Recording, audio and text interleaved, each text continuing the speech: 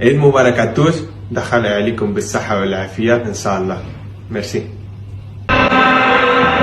الاقتراب أكثر من التأهل إلى أولمبياد باريس هو هدف المنتخب المغربي في مواجهة نظيره الغاني.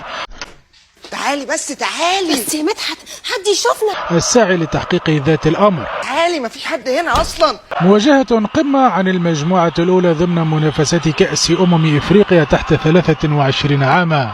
غير أنا وإنتي وأنا. طب وبعدين؟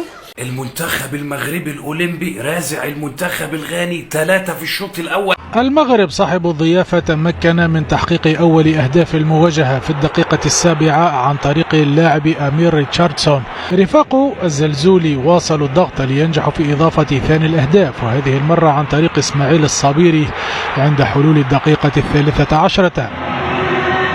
وواصل أبناء المغرب إيقاعهم المتميز، وبعد سلسلة تمريرات رائعة تمكنوا من تدوين ثالث الأهداف بطريقة جميلة عن طريق يانيس بكراوي في الدقيقة 30. تقدم مريح للمغاربة وأسبقية هامة، إلا أن الجانب الغاني لم يرمي المنديل بتسجيل هدف تذليل الفارق قبل دقائق من نهاية الشوط الأول عبر سالم دامس. حقروا عليكم. حقروا علينا، لقد شبعوني بيضا حتى أصبحت أقاقي. أنا يا ابني مش طلعت كذا مرة وحذرت؟ سوف نبدل الخطة. مش حذرت من الصنفرة المغربية؟ لقد سبقناك وبدلنا الخطة ولم تنفع معاهم سيدي. انت ما بتتابعنيش ليه؟ ما بتعملش سبسكرايب ولايك ليه؟ دبر عليهم ليفرقوا معنا الكورة، لم نقسها منذ أن دخلنا. كده عجبك ودانك اللي احمرت دي؟ طلعت قلت هنكسب وهنتصدر واحنا الأقوى، وفي الآخر حقق المنتخب المغربي المستضيف فوزا عريضا على نظيره الغاني ب5 أهداف ل1. قائد عبد الصمد الزلزولي وبعد صيامه عن التسجيل في النصف الأول ها قد أبان عن نفسه في الفترة الثانية وبسرعة، حين دون رابع الأهداف المغربية في الدقيقة 3 بعد العودة من الاستراحة.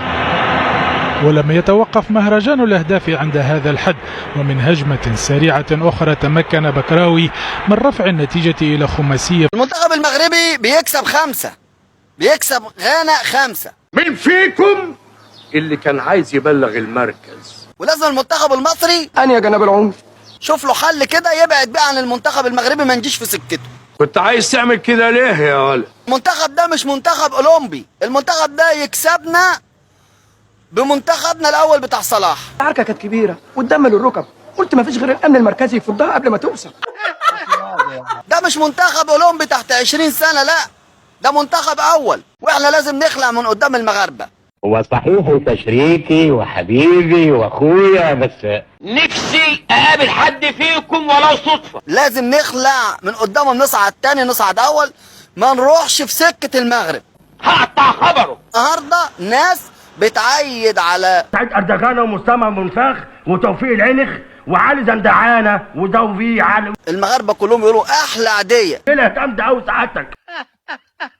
والله زعما وكيفاش الرجرايه ما يتعبش نفسه، حيت هادشي والله ما يتعب نفسه. اين في تما كنشوفوا على انه ياخد منتخب المغرب ده الاولمبي يروح يطلع على الكوتيفوار يجيبوا افريقيا ويرجع صراحه. ولكن على اين دابا غاتشوف دابا شي حوايج خلاص وغادي يبقاو الصعب. هادشي اللي كاين زعما.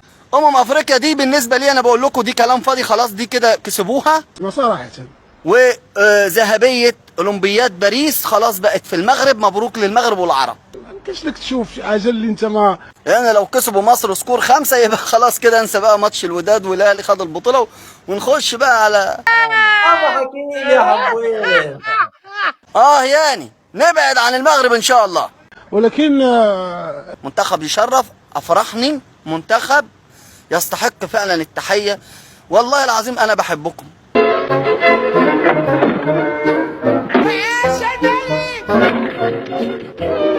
ونحبك بزاف.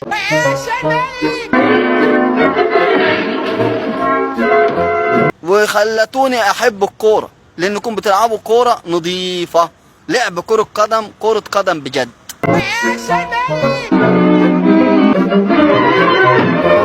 هذه بداية ومازال جيبوها يا الولاد، مربوحة إن شاء الله وديما مغرب.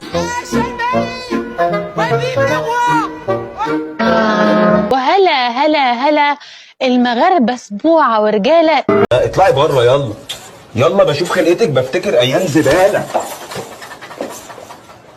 ناقصة نجاسة.